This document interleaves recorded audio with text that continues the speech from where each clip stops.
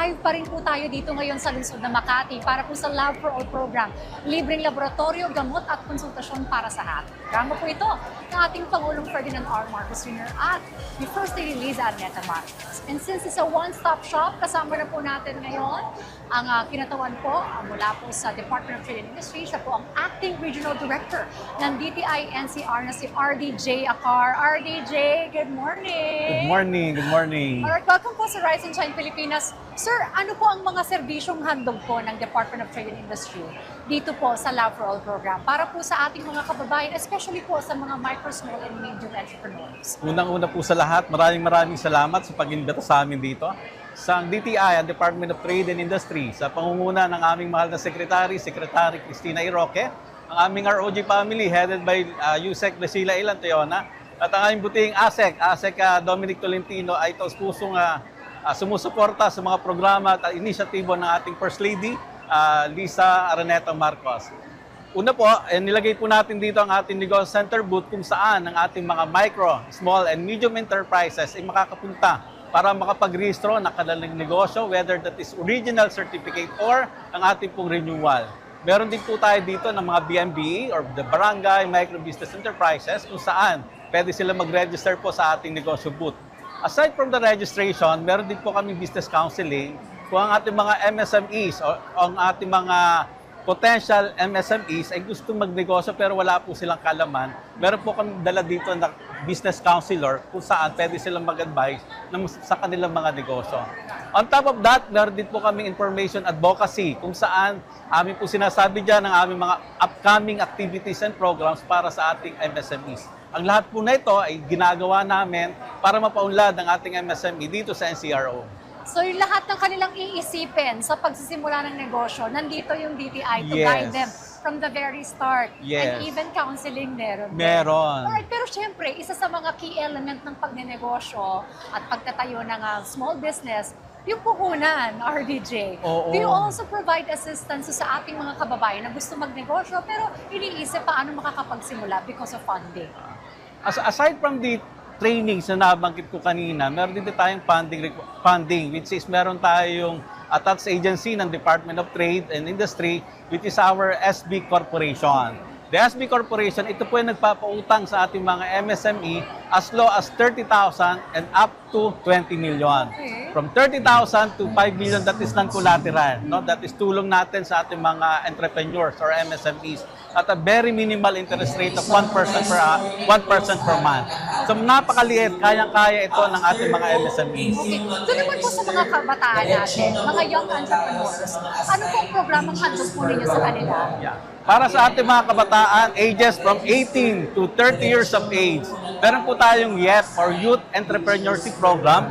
Ito po ay sa mga kabataan natin na gustong magnegosyo o may existing negosyo pero kulang sila ng kaalaman. Meron po tayong trainings or capability training para sa ating mga kabataan. Okay.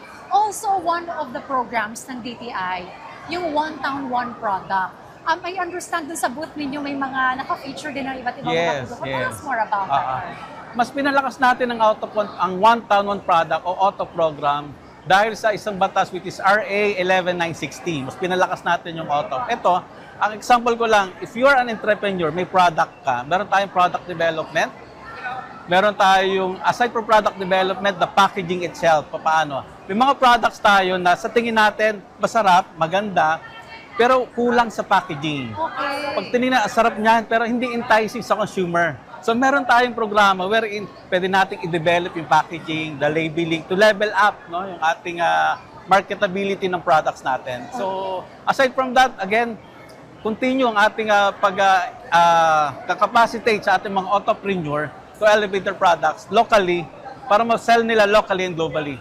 Kumbaga sa ano natin ay mas maiangat ang kanilang kalidad ng produkto. Right. Before we continue this conversation about the programs of the Department of Trade and Industry, ipakita lang natin sa ating mga ka-RSP na unti-unti na pong pupunta rito yung ating mga beneficiaries mula po ito sa lungsod ng Makati para po dito sa Lab for All program.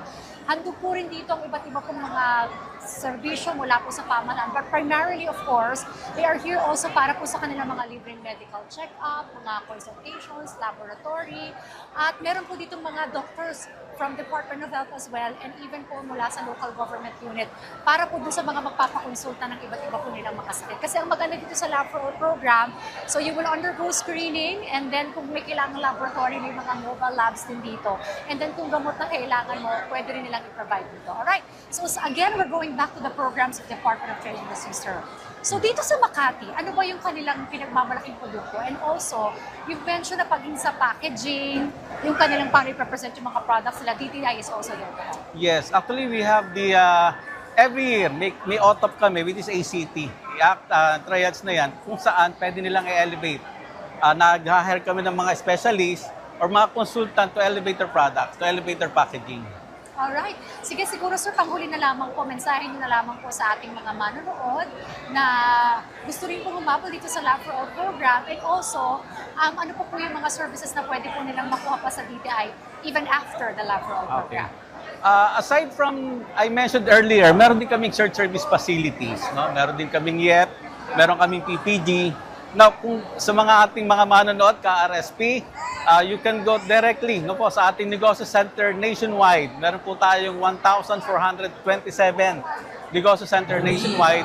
At dito po sa Metro Manila, we have 19 na negosyo center kung saan pwede nyo puntahan at humingi po nakakulang assistance para sa mga DTI. Again, mahalaga din po na i-register natin ang ating mga negosyo. That is one thing for sure para mas ma-avail natin yung full package ng ating services sa ating mga consumer at sa ating mga MSMEs. O yan, yung business registration na, punta na lang kayo dun sa booth ng DTI. Sa booth ng DTI. And they will be ready to assist you. Maraming salamat po. Maraming Auntie salamat, Leon, ma'am. Thank you, Acting thank you. Regional Director ng Department of Trade and Industry National Capital Region.